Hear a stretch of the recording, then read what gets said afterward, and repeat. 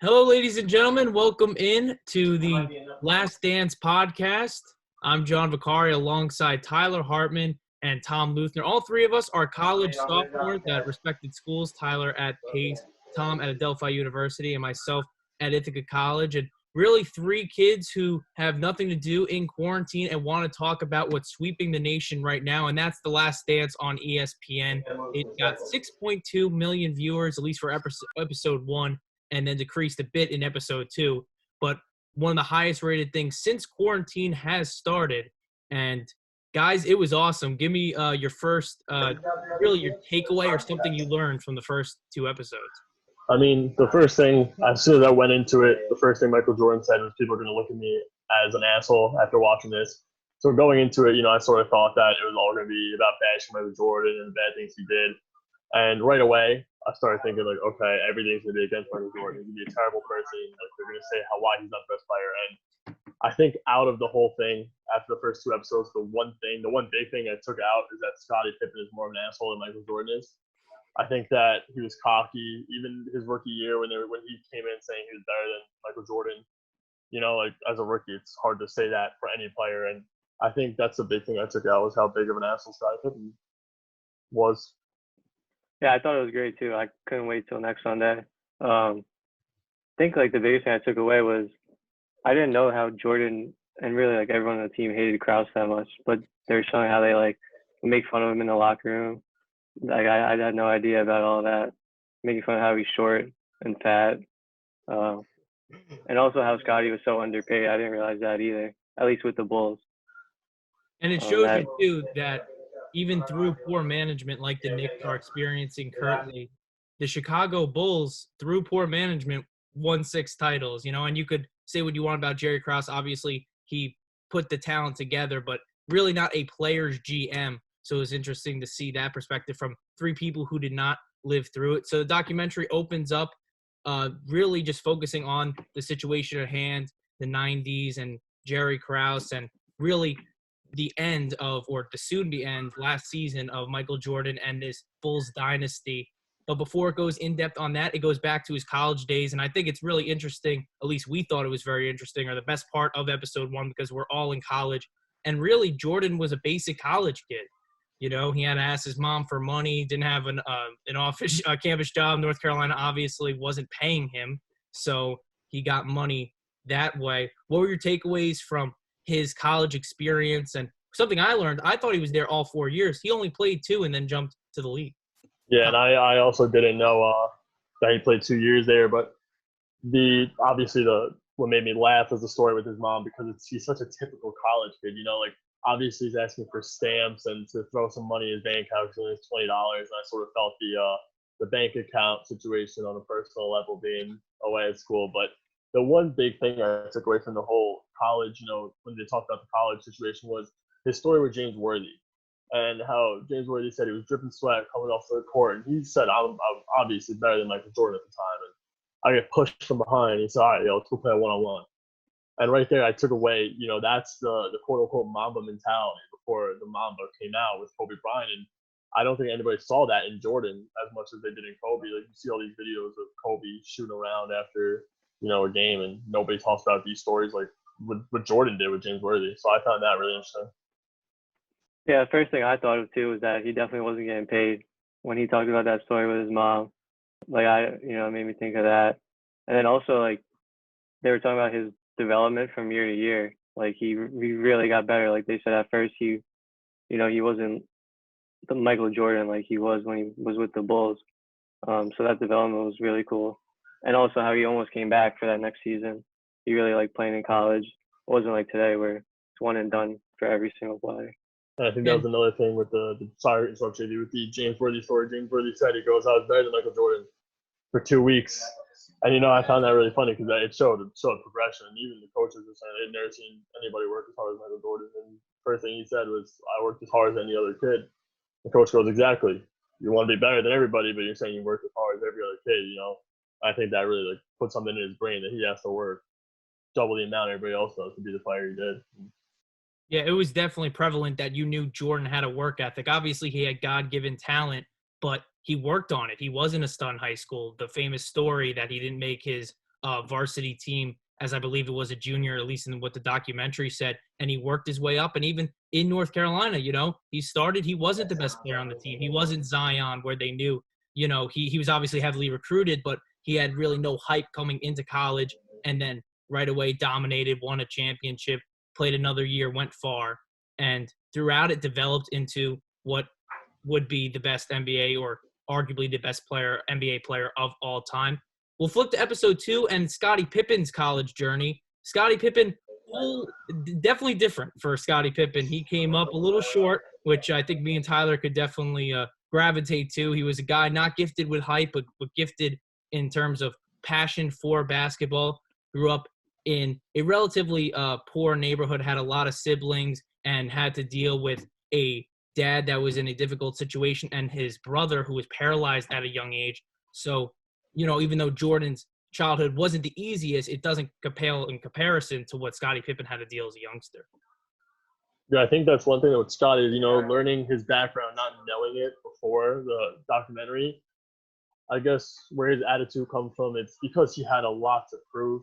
He had to show a lot of people that he was, worth it coming from a situation like that. And, a lot of basketball players, they go through hard situations, they go through tough times. And I guess that's Scottie's way of, introducing himself as Scottie Pippen to the league. But even coming from the huge growth spurt, showing the clips of him in high school, going from I believe they said like a 5'6" point guard, or to a 6'6" like power forward. It's just crazy the one growth spurt that I could hit, and he dominated.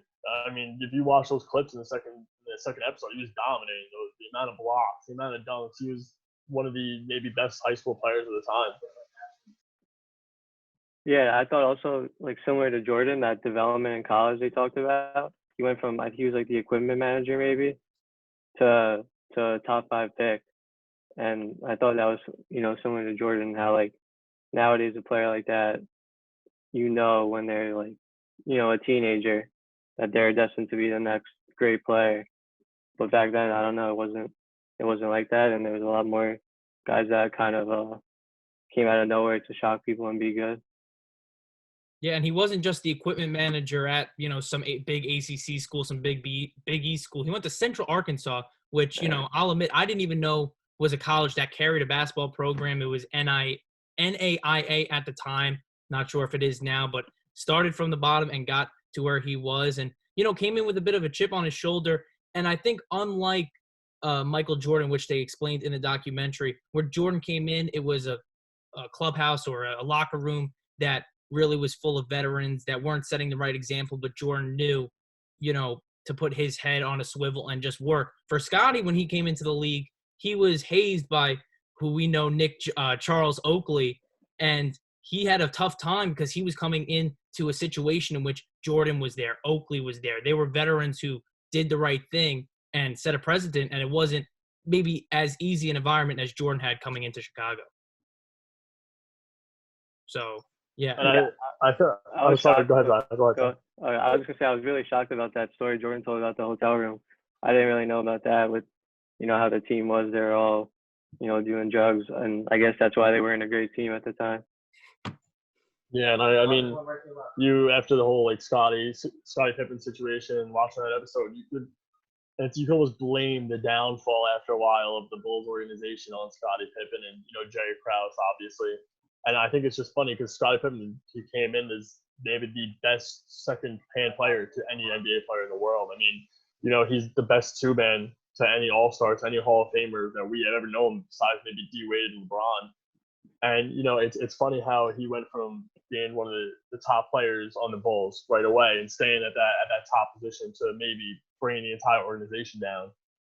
So I found that really interesting coming in. He wanted to be the best. It's all he said was he was the best. He's better than Jordan. And for the hazing, they had to humble a young player. And I understand where they're coming from. I mean, they talked about a lot with Charles Oakley, and you saw the videos of Oakley joking around and hazing Scottie. But I think they had to put him in his place, especially at a young age. Yeah, and Scottie Pippen, as you mentioned, Tom, underpaid. He was 126th in the NBA. He signed a 7-year, $18 million contract, which today we scoff at, and even back then was not what he was worth. And it was crazy. And this sort of pivots us into the front office, which was a main focus of both episodes, and that's the two Jerrys, Jerry Krause and Jerry Reinsdorf.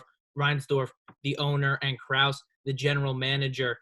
And we saw the conflict between the two and how even though Krause came in relatively early, he drafted Scottie Pippen and drafted most of what was the dynasty in Chicago. He didn't draft Michael Jordan, and Jerry and Michael were combative, and more so Michael Jordan towards Jerry, and what we touched on the top, calling him fat and short. But really a strange relationship and a battle of two, maybe not two egos, but someone who wanted the spotlight in Jerry Krause. Yeah, and I think that was a big thing is, Jerry Krause went to say in the documentary, it's an organization that wins basketball, and he said that the headline and the statement that the reporter took was wrong.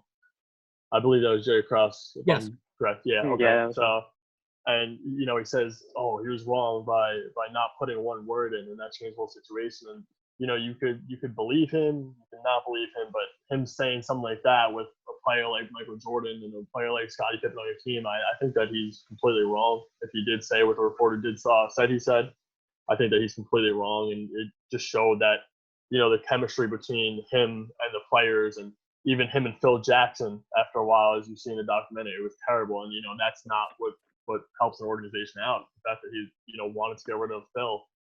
And the owner said, no, so you're coming back for another year. And Jerry Krause, first thing he did was bring Phil in the office and said, listen, you're leaving after this year. And, I just found that really interesting because Jerry Krause could ruin a team because of, a bad general manager. Yeah, it was tough. He definitely wanted at least some of or more of the credit than he was receiving for their dynasty.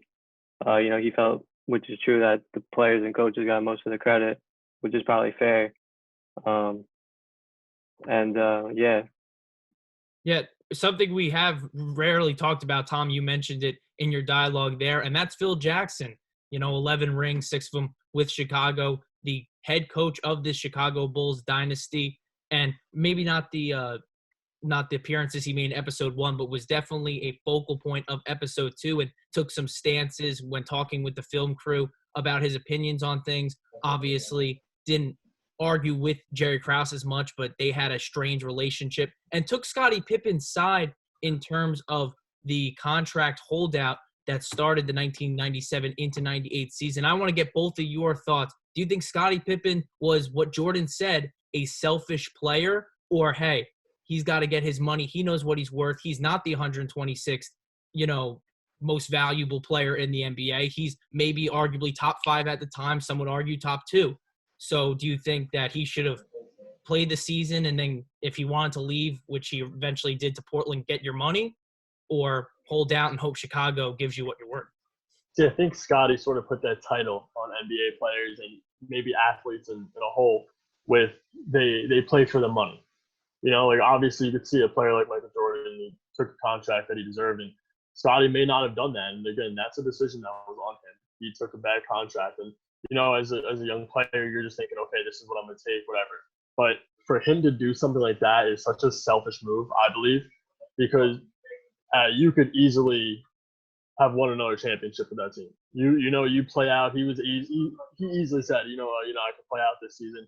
And then in the documentary, he goes, I'm not going to fuck myself for free agency, for the summer. Why would I do that? And I think that was such a selfish move on him, especially with Jordan saying, oh, Scottie's the best player I've ever played with in my life, to Scottie saying, I wasn't going to screw myself for free agency. I think it puts a very negative aspect on Scottie and being a selfish player. Yeah, I definitely think it was selfish, but I think, he totally can do it if he wants to. I usually, it's tough when you're a fan of a team and then that player's holding out, but I'm usually on the sides of the players because you never know what could happen. He obviously did sign a bad contract, but if he feels like he can hold out and get that better deal, then it's kind of up in their hands. It's tough if you're his teammate or a fan, but it's a business and players are always traded, cut, and so sometimes the players, if they have the power, they should try to get as much money as they can. And that was what Jordan touched on. He knows more than anybody how to run a business, with his out of basketball opportunities. But he said it's about winning, and he disagreed with what Scottie did in that situation. And even looking back when this was filmed, disagreed with it still there. But it wasn't Jerry Krause the bad guy, relatively bad guy in this situation. I would argue, for one, it was Scottie Pippen's agent, who we didn't get a name on. I didn't look it up, sadly, but that guy, I don't know what he was doing signing a 7-year, $18 million contract. Terrible agent, man. And Pippen did say during the documentary that he did want a long-term deal, but it easily could have been 4 or 5 years. And if it was, he probably would have got what back then was max money, as they were on only their 4th championship of what would be an eventual 6th. But it was Jerry Reinsdorf who would not negotiate the contract further with Scottie Pippen, and maybe put Pippen in that situation more than Jerry Krause did. So it was an interesting perspective there. One last question in terms of just overall, who was your top good guy or top thing you noticed and you just laughed at, or was like, wow, that I laughed at that, whether it was Jordan on the bench in France or something like that. And who was your top bad guy? Because Jerry Krause is up there with Carol Baskin as 2020's most hated people. So I think I'm going my favorite moment, my favorite good guy moment that made me laugh was Steve Kerr. Steve Kerr is, he's such a great guy. Everybody knows that, even being a coach right now, the Warriors. The one moment they interviewed him, they go, "So Steve, what makes you guys special?" And he goes, "What makes us special? We got Michael." And I thought that was very funny, And every time he was mentioned or brought up, he didn't have anything bad to say about anybody.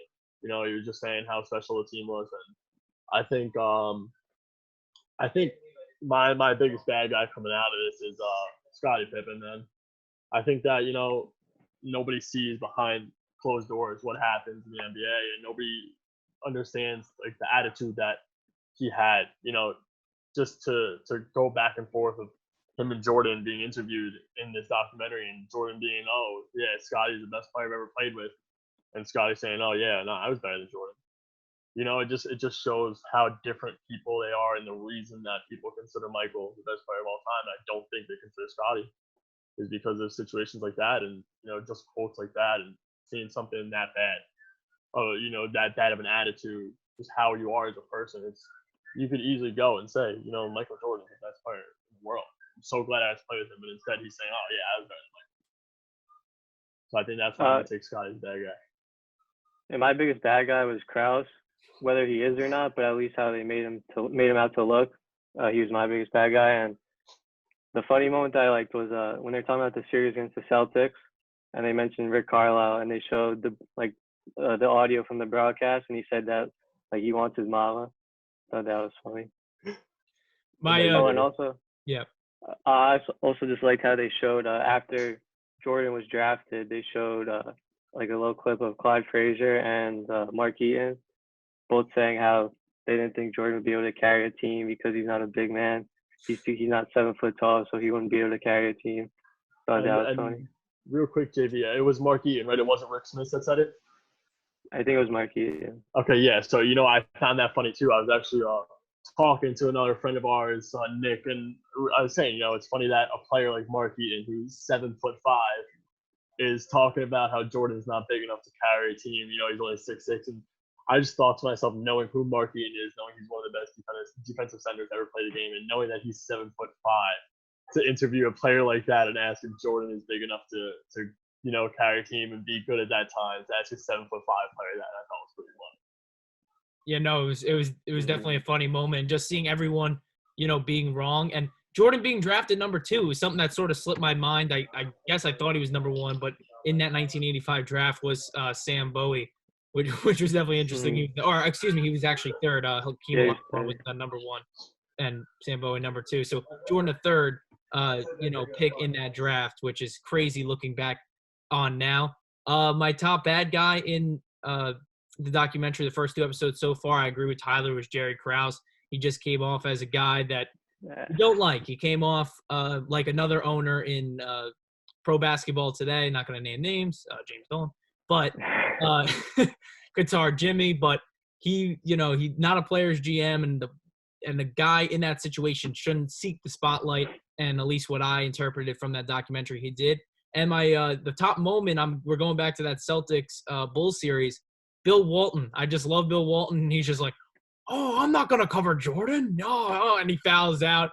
I can just imagine him before the game, just trying to scout out Jordan and just be like, Larry, you got him? Like, I don't know, and I don't know where his head was during those games, and I can't imagine the Celtics locker room after both games where Jordan drops an insane amount of points, and they're just like, how did we win this game? Like, Yeah. you know, those two games, one maybe top 10, both of them, singular greatest performances in NBA playoff history for Michael Jordan, and they were both losses, which is something just amazing that I took away from this podcast, or from the entry and brought to this podcast. So, real quick, another funny story was the Danny Ainge golf story. You know, they're playing golf, and Ainge is like, yeah, you know, I took a couple bucks from Jordan that day. Right before they leave, Jordan goes, yeah, you know, tell your boy DJ I got something for him tomorrow. And goes out and just completely dominates. You know, I thought that was a great story to hear. Yeah, then I definitely going forward want to see more of the Jordan gambling, because I know. Yeah, I hope they touch on that. I definitely want to hear stories about that. So that wraps up our first podcast, breaking down episode 1 and 2 of The Last Dance. We'll be back to break down episode 3 and 4 after it releases. It's this Sunday, April 26th, and we'll be there to cover it. So thank you for watching. For Tyler Hartman and Tom Leuthner, I'm John Vicari. See you very soon.